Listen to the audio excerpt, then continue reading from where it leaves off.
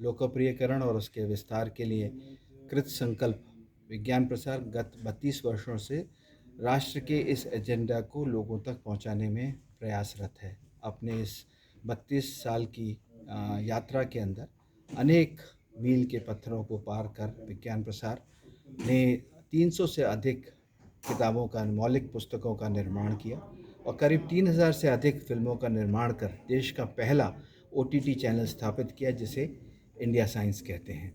इस पूरे प्रयास में, इस पूरे रास्ते में विज्ञान के प्रसार को लोगों तक, जन जन तक पहुंचाने की चेष्टा में एक पहल रही साइंस कम्युनिकेशन पॉपुलराइजेशन और एक्सटेंशन को आम आदमी की भाषा में, इंडियन लैंग्वेज में, उसकी मादरी ज़बान में पहुंचाने की, जिसको हम स्कोप इन इंग्लिश कहते हैं। स्कोप माने science communication popularisation and it's extension.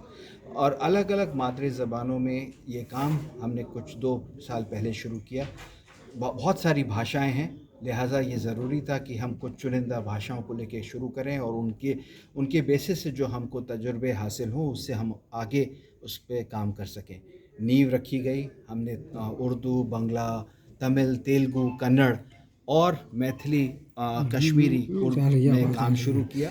अलग अलग सरकारी, गैर सरकारी ऑर्गेनाइजेशंस के साथ मिलके हमने इसको सरअंजाम दिया और कोशिश में है कि आगे हम इसमें तेज़ी से काम कर सकें। जैसा कि मैंने आपसे अभी कहा कि प्रिंट, इलेक्ट्रॉनिक, सोशल, डिजिटल चारों माध्यमों के अंदर हमने अलग अलग प्रयास किए, अलग अलग ज़बानों के अंदर न्यूज़लेटर्स तैयार किए और अब मौलिक पुस्तकों के लेखन के अलावा अब चेष्टा है कि हम उन तमाम फिल्मों को जो हमने ओटीटी चैनल पर तैयार किया है उनको हम रॉ फुटेज की मदद से लेके उनको कन्वर्ट कर सकें और लोगों तक पहुंचा सकें। भारतीय भाषाओं के अंदर आज हुए इस सम्मेलन में हमने करीब 11 भाषाओं के अलग अलग वैज्ञानिक और जितने भी हमारे रिप्रेजेंटेटिव्स थे उनको बुला के उनके साथ हमने आज डिस्कशन किया।